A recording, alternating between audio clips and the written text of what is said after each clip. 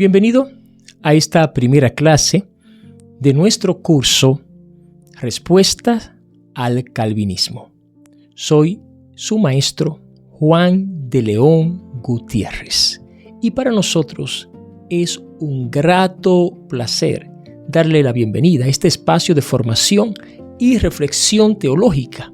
El propósito de este curso no es fomentar la división ni el debate estéril, sino examinar con rigor académico y sencillez pastoral las doctrinas bíblicas de la salvación.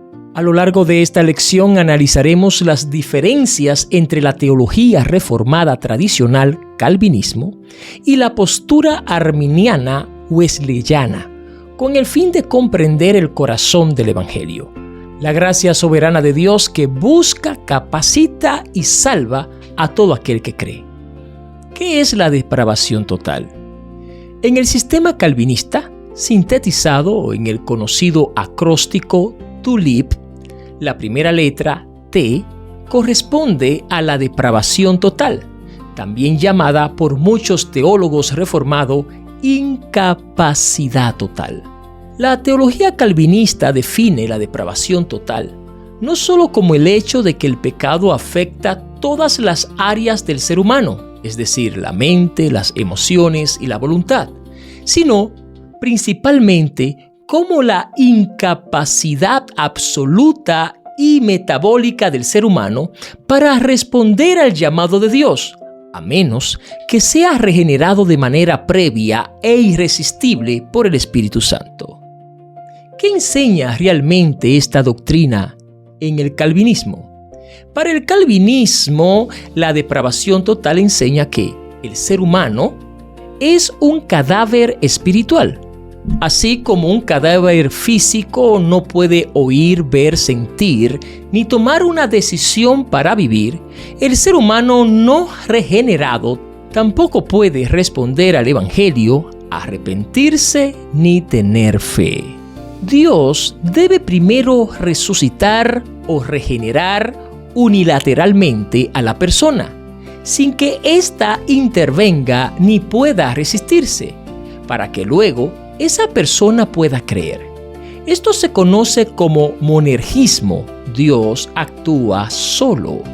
En esta postura, la voluntad humana está completamente paralizada e inhabilitada para cualquier inclinación positiva hacia el Dios verdadero. El término muerto, distanciamiento, ruina racional, no inhabilitación de respuesta, es uno de los pilares del argumento calvinista. Es el uso metafórico de la palabra muerte en la Biblia. Sin embargo, en el pensamiento bíblico y en el idioma original, la muerte espiritual no significa inanimidad ontológica, es decir, estancamiento o parálisis física e intelectual, sino separación y alineación de la vida de Dios. Examinemos las pruebas bíblicas que demuestran que estar muerto no implica estar inhabilitado para reaccionar ante el llamado de Dios. Veamos la parábola del hijo pródigo en Lucas 15:24. Aquí Jesús ilustra la condición del pecador a través del hijo pródigo. El padre declara: porque mi hijo muerto era y ha revivido. Se había perdido y es hallado. ¿Estaba entonces el hijo pródigo inhabilitado para pensar, sentir o tomar una decisión mientras estaba muerto? No. Él estaba en un estado de muerte relacional con su padre. La Biblia dice que volviendo en sí en Lucas 15:17, es decir, razonó, reconoció su pecado y tomó la decisión de levantarse e ir a la casa de su padre. Estar muerto entonces significa estar distante y perdido, no privado de conciencia o capacidad de respuesta ante su propia condición. Veamos el caso de la viuda, entregadas a los placeres en 1 Timoteo capítulo 5, verso 6. Pablo escribe a Timoteo: pero lo que se entrega a los placeres viviendo está muerta. Nótese la paradoja. La persona está viva físicamente y actuando en el mundo, pero muerta en cuanto a su comunión con Dios.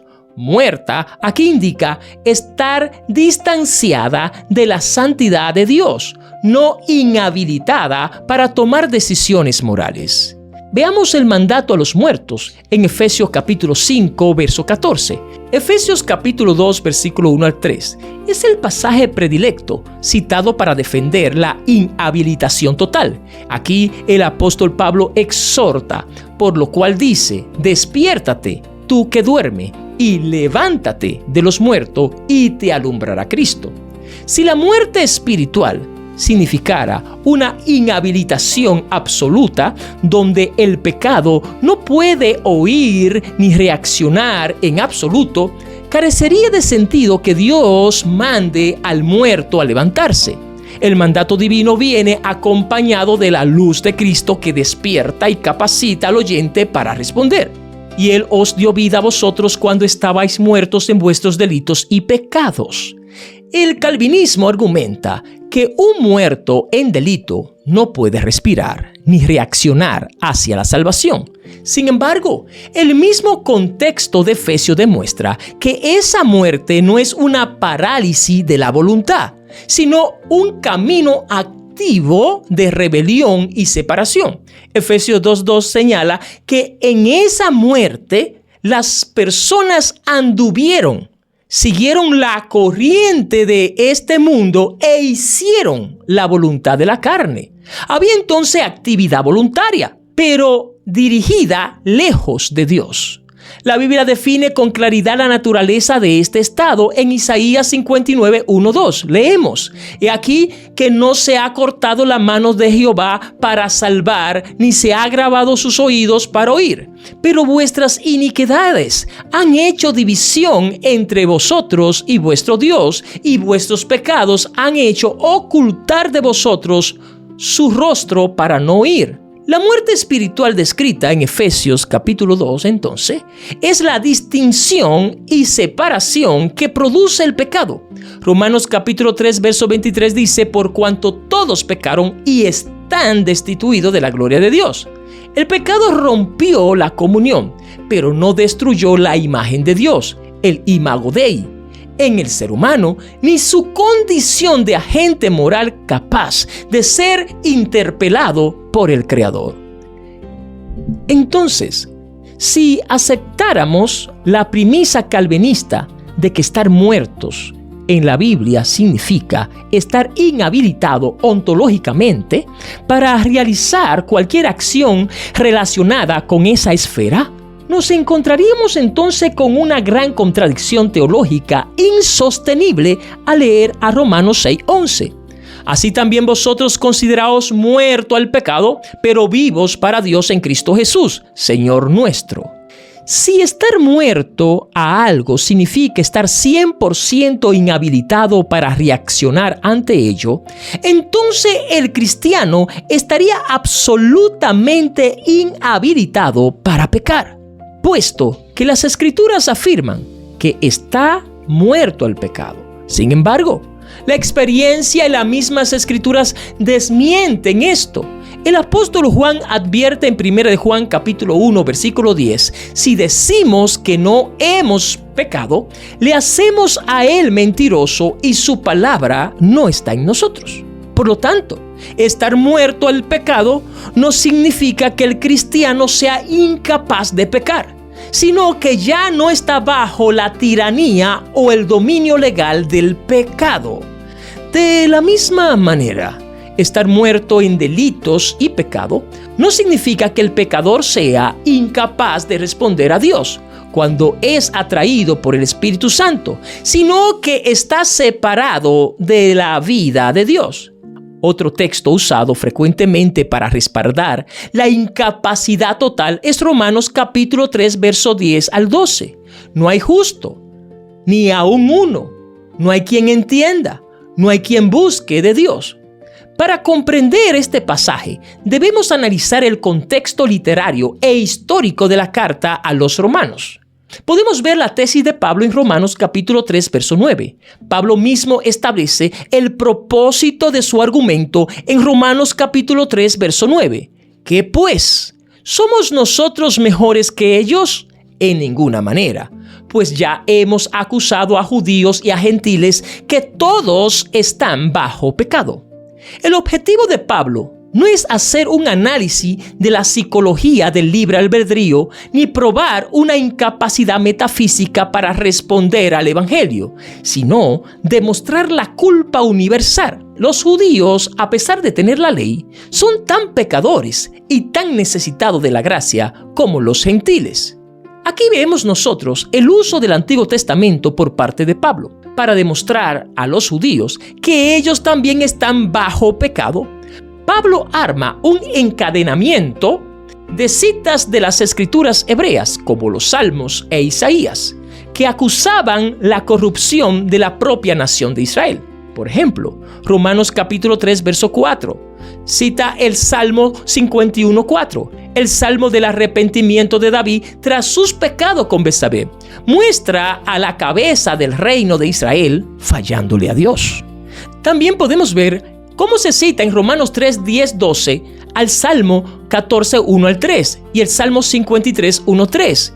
En su contexto histórico, David denuncia a los impíos e insensatos dentro de la nación de Israel, la conspiración y perseguidores en tiempos de Saúl y Absalón. En el libro de Romanos, capítulo 3, verso 13, Pablo cita el Salmo 5:9 y Salmo 143. Aquí David denuncia la hipocresía verbal de los falsos hermanos y líderes corruptos del propio pueblo hebreo. En Romanos capítulo 3, verso 14 al 7, Pablo cita el Salmo 17 e Isaías 59, 7, 8. Isaías denuncia la injusticia social y el alejamiento de Israel de la ley de Dios. En fin, si Pablo estuviera usando estos salmos para decir que ningún ser humano en la historia ha buscado jamás a Dios en ningún sentido, entraría esto en una gran contradicción directa con el mismo Antiguo Testamento, que califica a hombres como Abraham, Moisés, David, Cornelio, Josías como personas que buscaron sinceramente a Dios. Pablo utiliza estos pasajes para presentar un expediente judicial que tapa toda boca orgullosa y judía, demostrando que todos están bajo la acusación y el juicio del pecado y que nadie se salva por las obras de la ley, sino por la fe. La teología bíblica presenta la doctrina de la gracia preveniente en Cristo Jesús. La gracia preveniente es la gracia de Dios que va adelante, previene. Es la iniciativa totalmente divina, mediante la cual el Espíritu Santo busca al pecador, sana parcialmente los efectos deshabilitadores del pecado y le devuelve la capacidad moral a aceptar o rechazar la salvación. Dios opera en 3 etapas fundamentales, las cuales vamos a ver a continuación. Primero está lo que es la convicción. Segundo, veremos la persuasión. Y por último, tercero, estaremos viendo la capacitación voluntaria. La convicción. Juan capítulo 16, verso 8 al 11. Vemos aquí lo que es la acción divina. El Espíritu Santo es enviado al mundo para convencer al mundo de pecado, de justicia y de juicio. Efecto, el Espíritu Santo disipa la ceguera espiritual e ilumina la conciencia del pecador para que entienda su verdadera condición. Persuasión. Tito capítulo 2, verso 11, acción divina. Dice Pablo, porque la gracia de Dios se ha manifestado para salvación a todos los hombres. Efecto, la gracia no se restringe a un grupo selecto, sino que atrae e invita cordialmente a todo ser humano a considerar el amor de Cristo manifestado en la cruz. Tercero, capacitación voluntaria. Hechos capítulo 16, versículo 14. La acción divina, mencionada en el caso de Lidia. El Señor abrió el corazón de ella para que estuviera atenta a lo que Pablo decía. efecto, Dios fortalece y libera temporalmente la voluntad cautiva del oyente para que pueda responder con fe o resistir al llamado. Hechos capítulo 7, versículo 51.